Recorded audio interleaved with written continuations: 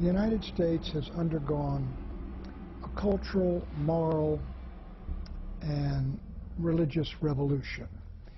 And a militant secularism has arisen in this country. It's always had a hold on the intellectual and academic elites. But in the 1960s, it captured the young in the universities and the colleges, and we had this great battle, cultural war begin then nationally.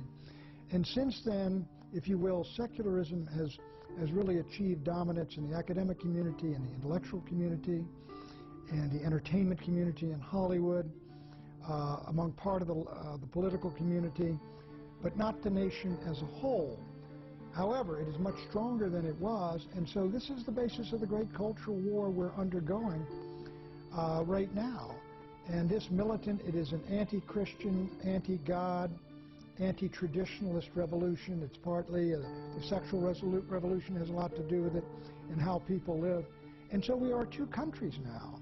We are two countries morally and socially and culturally and theologically, and cultural wars do not lend themselves to peaceful coexistence. One side prevails or the other prevails, and the truth is that while the conservatives, in my judgment, we won the Cold War with political and economic communism, we've lost the cultural war with cultural Marxism, which I think has prevailed pretty much in the United States, or is now the dominant culture, whereas those of us who are traditionalists, we are, if you will, the counterculture. What exactly is cultural Marxism, the dominant culture of today? How did the founders of communism figure out a way to take over our country, not with guns and weapons, but with values and ideas? Let's take a closer look at this and see exactly how it happened. There was a man named Karl Marx. Marx got an idea. His idea was that the workers of the world should unite and rise up to counter an evil foe, that foe being capitalism. Capitalism, the idea that people and private companies should be able to own the means of production and be free to earn and have as much as they wished, was anathema to Marx.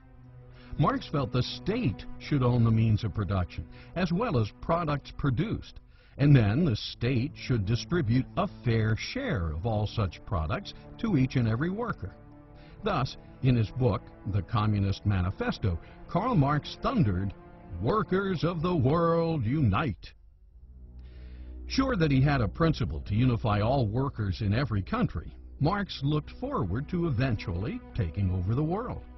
Karl Marx believed that you would have a rebellion by the workers against the capitalist system, which would then create a Marxist communist society where you would have dictatorship of the proletariat.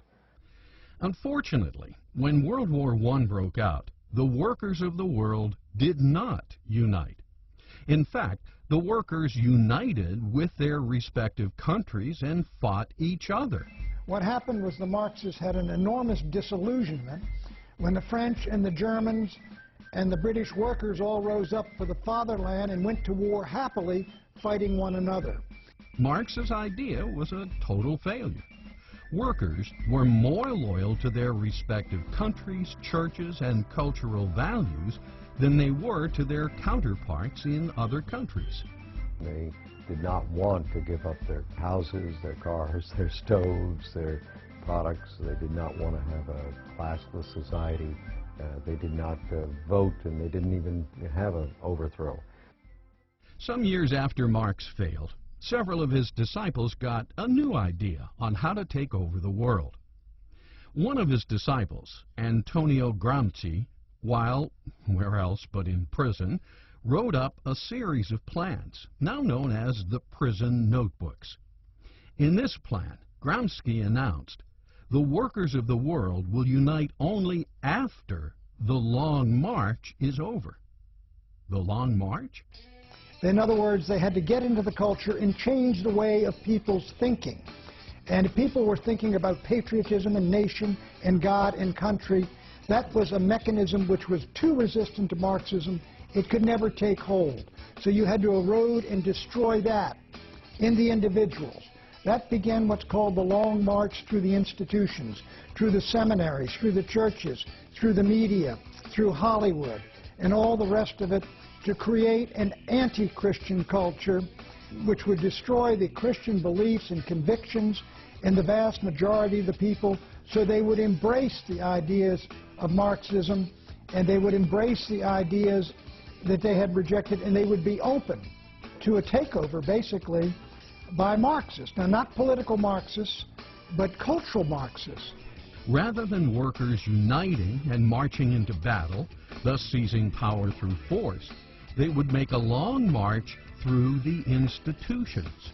Institutions like the arts, cinema, theater, literature, schools, college, seminaries, newspapers, magazines, and what is now known as radio, TV, and the mass media.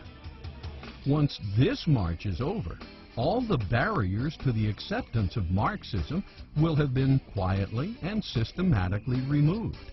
So to get to that point, they said we have to destroy the culture, and what they were talking about was the Christian culture, what we used to call Christendom or Western civilization. If you can break people away from religious affinities, for example, where they would turn to their community, their religious community, for support and help, or they would turn to Scripture for answers to certain perplexing questions. If they have an affinity to their religion, they might say, well, we're not going to go along with government because it's contrary to my religion.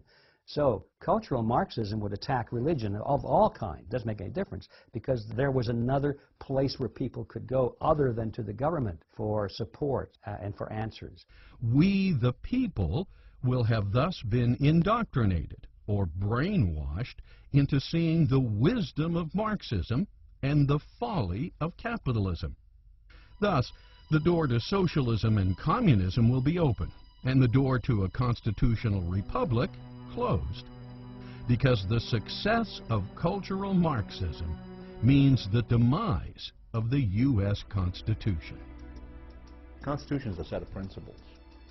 It's based ultimately on a moral code, because you go back to the Declaration of Independence. What was the basis for the Declaration of Independence? The law of nature and of nature's God, right? The ultimate moral code.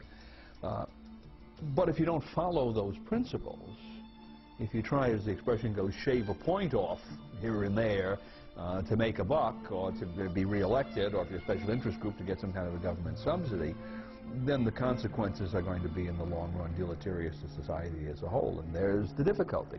There are too many people that are thinking in the short term and not applying these principles, which are designed to give us a long-term stability to the system.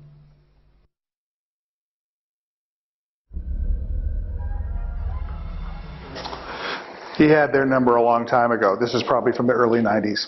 So he knew about the Frankfurt School. He had been speaking about it. I remember him saying things and me going, I don't know what that is. I have no idea. But he knew. You know, who know the guy that they pilloried. Now we see that the people they have come at the hardest are the ones that were right. And we know their strategy. If they hear something that gets too close to the truth, they will turn their guns on you, the verbal guns. They're too afraid to use real guns. Yeah. I'm just curious, where does George Soros fit into all of this? He's an interesting character. Or is it money, or? He's fascinating.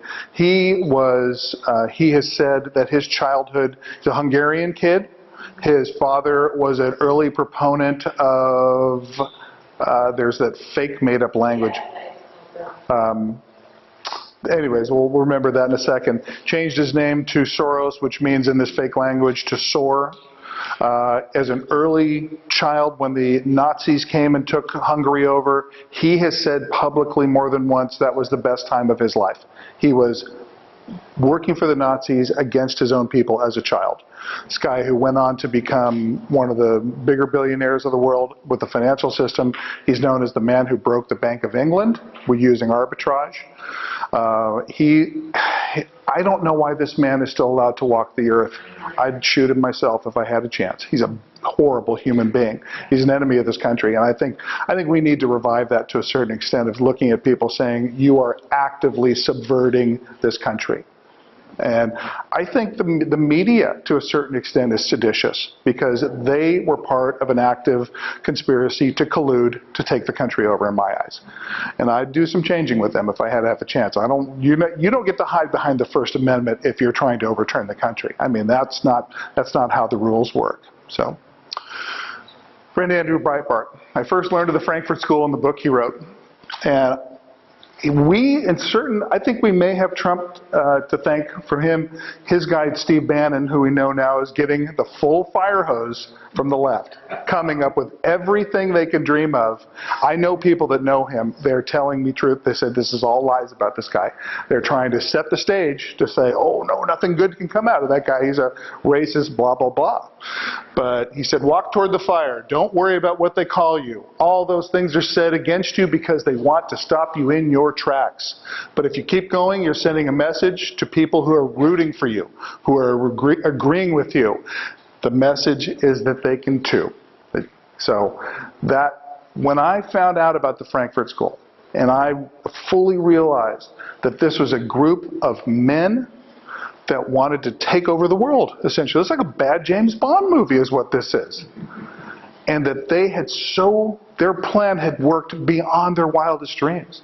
And all they did was brainwash people into anything that, like children. That's why I call them the children of Frankfurt. These are adults that are children.